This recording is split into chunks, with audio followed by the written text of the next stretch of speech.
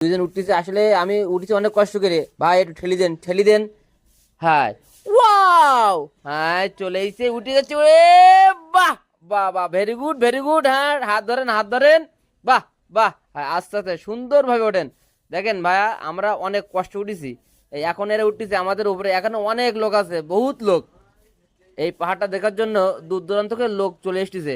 অবশেষে সফল হয়েছেন, কিন্তু এখনো শাহিম ভাই। হ্যাঁ হ্যাঁ, ধরেন ভাই, মাসুম ভাই ধরেন ধরেন ধরেন। হুম হুম, হ্যাঁ আমরা পেরেছি, আমরা জয় করতে পেরেছি।